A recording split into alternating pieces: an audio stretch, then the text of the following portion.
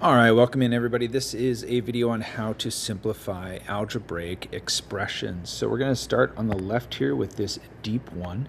And the first thing I'm going to do is look for any examples where I might be subtracting a negative. And I'm going to remind you that that is a positive.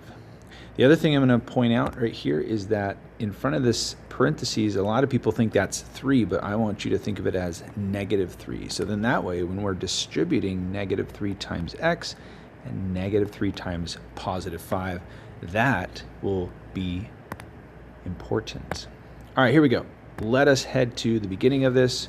I see that there is 5x minus 9 minus 8x. We're going to turn that into +7, then minus 3x, and then -3 times 5 is -15 minus 2. What I'm going to do now is start talking about like terms. Okay, so I see that there's a 5x here, a -8x here, a -3x. I'm going to combine those like terms. So 5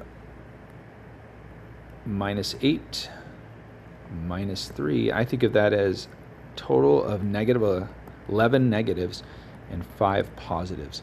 So we're going to have a total of -6x, which is 6 negative x's is another way to think of that one.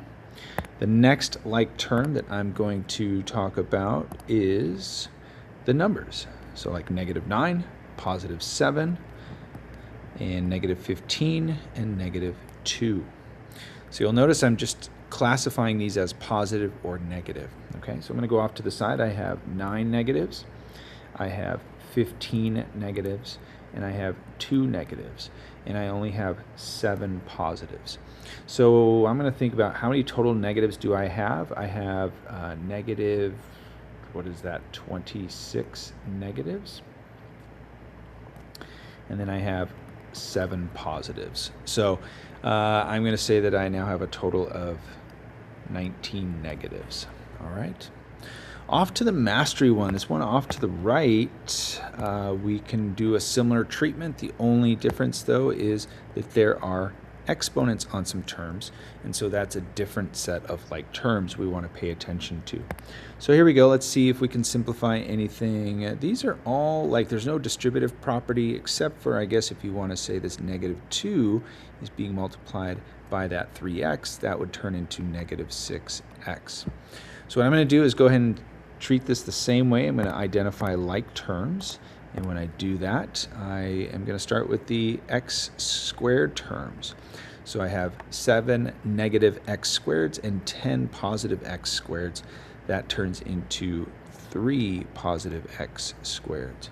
I'm going to move to the xy terms, and over here there's another xy term. So I have 4 positives and 9 negatives, leaving 5 negatives of those terms, which is -5xy. And now I'm going to move over to the x terms in blue, and there we go. We have 6 negative x's and 7 positive x's. That's going to give you 1 positive x. And then we have one final last term, which is this -8y. There's no other -8y or 8y or any other y term in here, so we're just going to end with -8y.